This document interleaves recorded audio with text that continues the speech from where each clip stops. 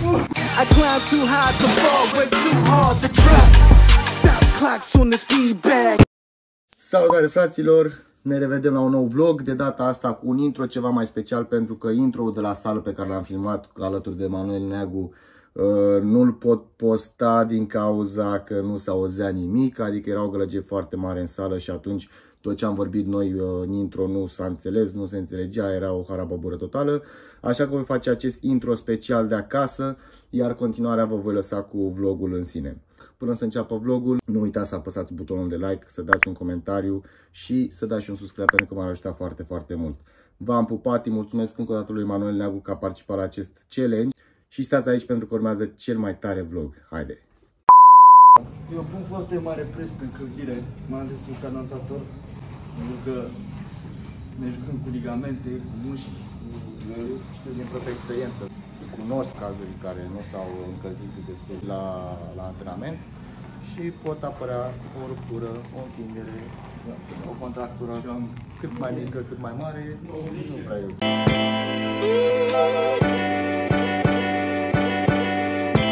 Uite, o chestie că eu la Survivor nu m-am accidentat niciodată, chiar dacă poate m-am lovit cu unul în ceva, dar eram întotdeauna încălzit. Lasă oricum tu zburai pe acolo.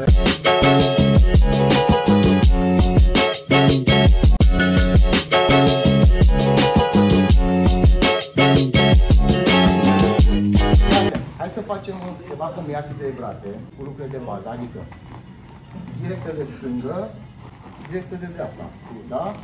Bun, mare atenție la picior, în momentul în care dai directă de stângă, pivotezi puțin aici și umărul să acopere bărbia, da? Exact. Și doiul să fie, adică brațul trebuie să fie în cap, da? Și în momentul în care se întoarce brațul stâng, pleci cu brațul drept, da? La fel. Am că și... Bine. Și... Care e altul meu? Nu văd repede. Vezi? Bă, asta e o calitate. Calitate mare, mare, mare. Bun, și acum fii atent. Că văd că asta e prins-o foarte repede.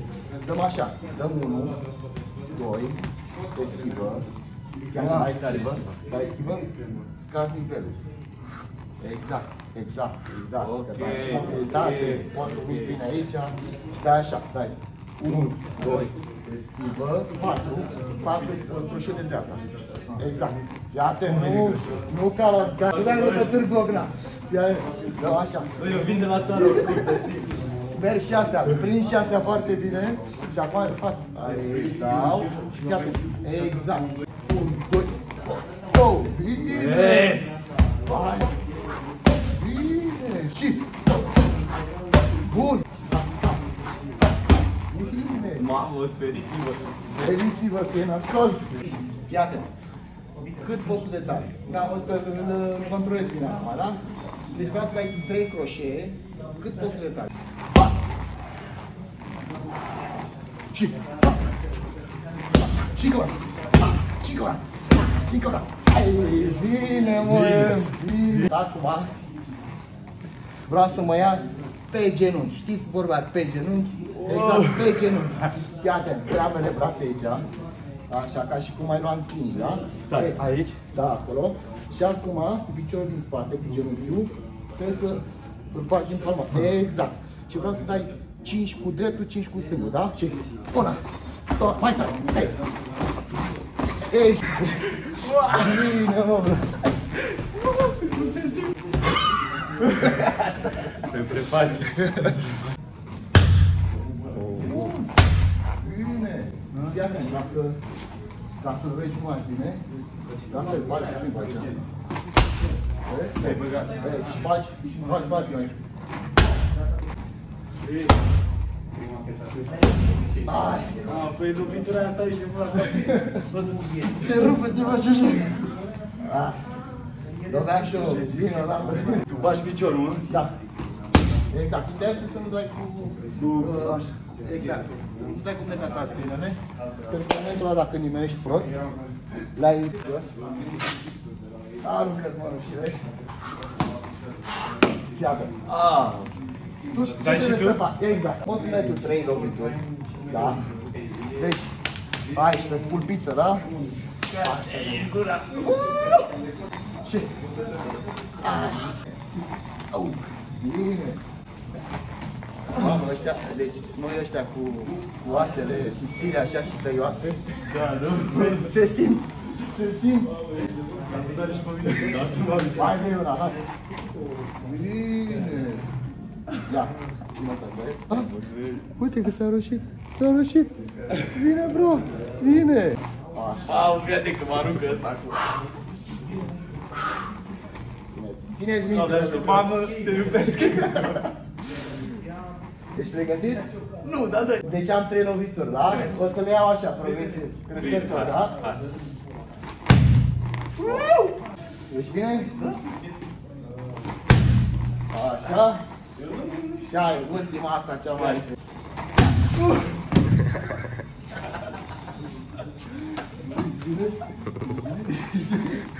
Mamă, că n-ai nimic. Mă rog că am ținut aia și nu mă... Sincer să fiu, s-a mișcat mai bine decât mă așteptam. Băi, Te-ai nu. mișcat mai bine decât mă așteptam. O jur. Punem cât o mănușă și ne dăm în abdomen. Abs challenge. Deci, ăsta aici e istorie. O să fie istorie, gata, O să nu mai fie auziți de istorie. Cum îi dai? Așa, așa. Cum vrei tu, aici să lași. Mai tare. Și cu ăla. Mai tare. Și.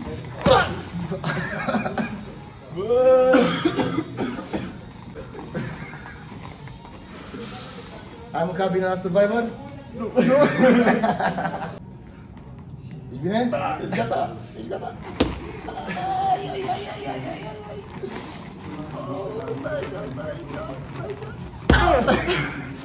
Dai? Gata?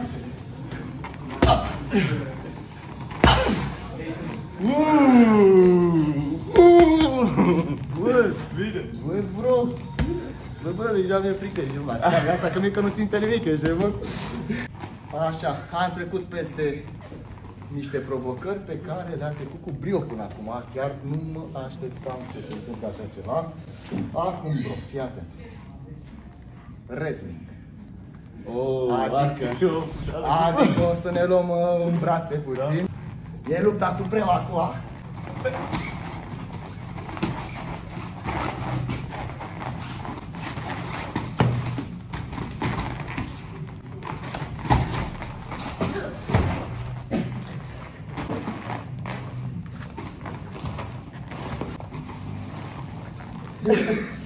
M-a prins, da?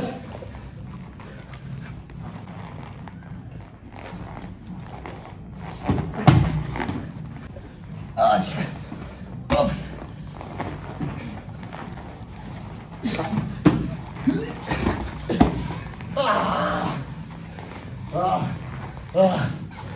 Și acum mă țineai până te dam tap.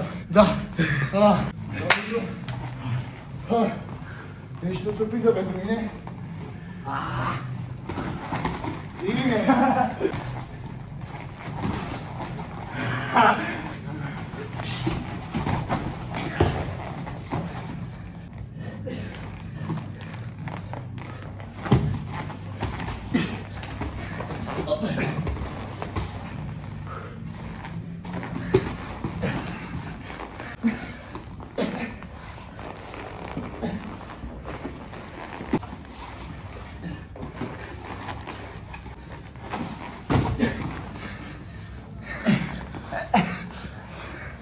M-a prins. M-a prins.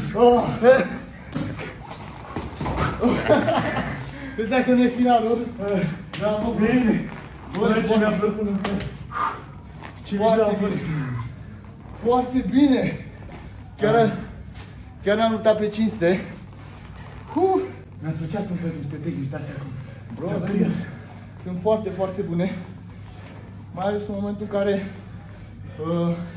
te atacă cineva și ca să nu lovești, pentru că ai văzut ce se întâmplă când lovești, și ca să te aperi, mi se pare cea mai bună idee. Pa, mi-a dormit. Mic la picioare, a dormit și aia a fost. Bine, bine. Bro, bravo. Așa. Trecem la next level. Luăm o pauză. Vom face sparring. Bro, sparring. Deci, sparring, dar fii atent. Că tot avem sala asta aici și salteluța. Mă gândeam să facem un sparring și din picioare așa cu lovituri pe box, dar putem să intrăm și la picioare să ne punem în jos. Corect. Deci să fie pachetul complet. Se pare corect. Da? Hai. Gata, bro. Deci, până acum te-ai descurcat din punctul meu de vedere Mersi. mai mult decât și mai bine decât credeam. Bravo, bradere. Mersi. Trece la next level. O să facem sparring acum de kickboxing. Și știi ce mi-a spus Emanuel? Bă, dacă tot e salteaua asta aici, nu vrei să fie direct mea? Bine, bro. Hai. Am văzut că a prins încredere, a prins tupeu. Bravo, bro. Hai să vedem. Hai. Bravo. Hai.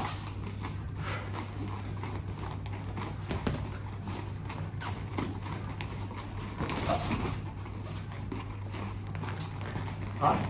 Hai. Acolo. Bine.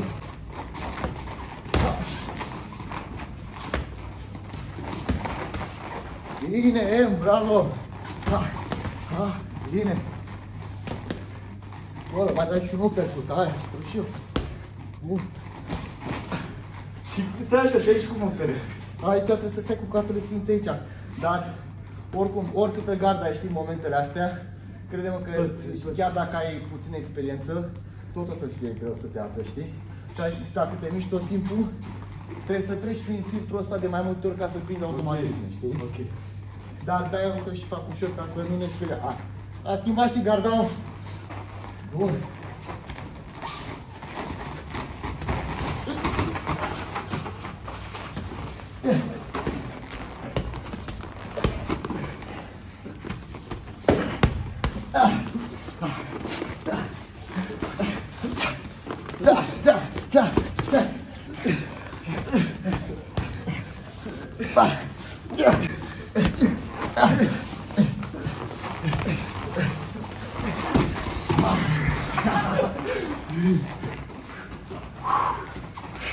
Hai, bine! Hai, piciorul, bine, nu e, bravo! Și low kick! Bun! Ia uite! Hai! Bine! Hei! Bine! Poate și la gardă, acolo!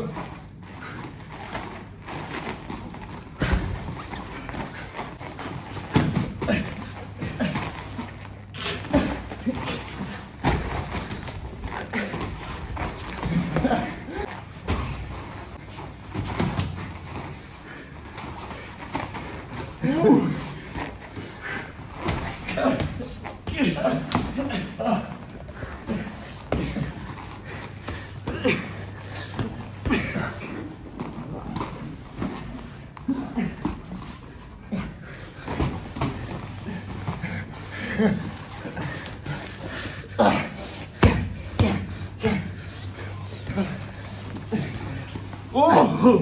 Bine asta! Bine, rău! Bravo, bro! Oh, bine, mă, bă! Senzațional! Mersi mult de tot! Prima dată când fac asta, ce tare a fost, ce tare a fost! Mă bucur mult că ți-a plăcut! Sper să mai repetăm istoria. Ne pregătim să închidem. Dar, stai așa, că am băgat și eu niște box, aș vrea să te învăț și eu ceva. Ce? O să te învăț un backflip. Ce? Nu cred așa ce. Toată viața mea am dorit să pot să-l fac și... Stai puțin, nu te... Dar tu vrei să-l fac eu? Da, vreau să te învăț să-l faci. Ia acolo. Cum ai? Deci îți faci așa, tehnica e simplă, trebuie să sari cât de sus poți tu, Așa. în lungime. Când ai ajuns la punctul maxim, pur și simplu ai tras picioarele aici. Și cum ai tras picioarele se întâmplă și rotația. Păi ce te-am pus eu până acum e nimic? Să sari și tragi și eu o să te învârti. S-ar putea să nu pici în picioare, s-ar putea să pici așa. Bă, așa e bine dacă pic. Deci sunt cam nu pici. prost, știi ce Zic zic? că nu pici. Mamă. Iar, sari cu curaj în sus și ai tragi în picioare. Da? Așa? Da. Păi și cum ai bine, mă, Și de pur și la simplu ai tras. O să-ți fac eu rotație. 2, 3 și...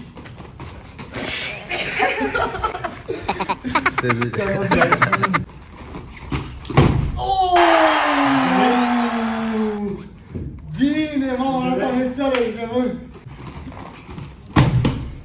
Du-te la mea de aici, acolo! Hai! Ai fi ca și... Ca Spider-Man, ca să... Asta e tot timpul personaje pe aici, trebuie să ne simțim ca acasă. Hai că o dată, bă, hai că o dată, am să bag. Ultima! Poate aia decisivă. Yes! Bine, bro! Mersi mult de tu, băi, mi-am dorit toată viața mea să pot să mă arunc așa aici, nu? Adică toată viața mea mi-am dorit să fac backflip-ul ăsta. Nu e greu, doar curaj îți trebuie. Și ai mai zis tu de ceva, nu știu ce mi-ai promis. Ziceam, eu mă descurc destul de bine și la cățărări și cred că e din cauza că sunt slab și nu se face greu. Ai vână, ai făcut atâta mișcare la viața ta și na, Da, e normal. Așa, acolo.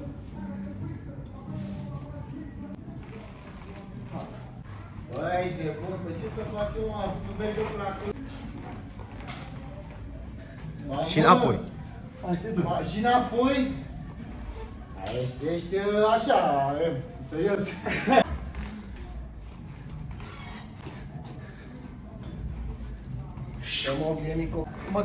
Măcar mușchii să mi-l văd. Dacă de cățăla nu prea pot. Și am plecat. Yes, yes. Bine.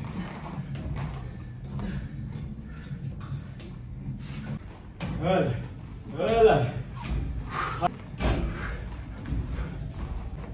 E grip, e nașpa.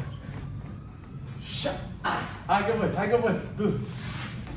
Yes. Yes! Yes! Bitch!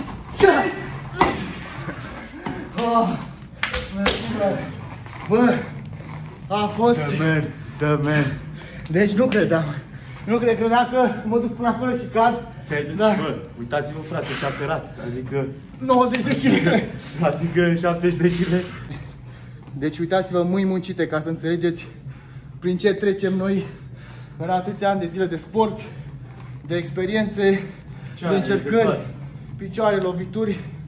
Sportul nu este chiar atât de ușor, dar este benefic și cel puțin din punct de vedere psihic ne ține acolo sus. E ca un drog, mă, așa. Exact, Ca o exact. dopamină de aia, Exact. Băi, mersi mult de tot. știi? Eu pentru invitație. Sincer, nu mă așteptam să iasă chiar atât de bombă vlogul ăsta, dar pentru că a fost un vibe bun, n-avea cum să nu iasă. Și mulțumesc mult de tot lui Emanuel că a acceptat provocarea mea pentru el. Sper să mai facem de asta. Cu cea mai mare plăcere, bro. Acum știi care e faza? Te aștept în vlogul tău. Yes! Ah! Să fac vlog! Deci îl aștept. Îl aștept. Mă întâlnesc puțin cu Cezar, cu Ionut Surdu să învăț ceva. Las că ne mai vedem și așa, nu-i problemă. Atât a fost pentru astăzi. Dacă v-a plăcut acest vlog, puteți să dați un subscribe canalul meu de YouTube, George Zănagă.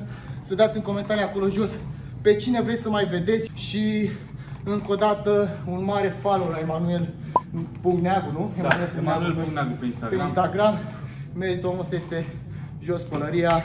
Mi-a acceptat provocarea, s-a descurcat minunat și chiar merită să-l urmăriți. V-am pupat, la revedere Ciao. și toate cele bune!